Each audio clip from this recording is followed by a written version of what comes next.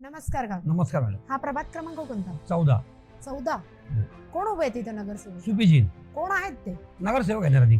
नगरसेवक आहे. काय हो. काम केले? मी तर ऐकलं काहीच करत नाही. नाही, भरपूर कामं केलेली मॅडम. असं कसं काय?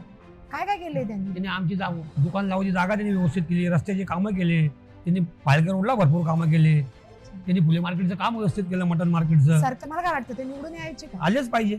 आलंच पाहिजे. हो मग. ते कोणत्या पक्षापासून उभे? काँग्रेस. काँग्रेस. हो. त्यांची निशाणी काय?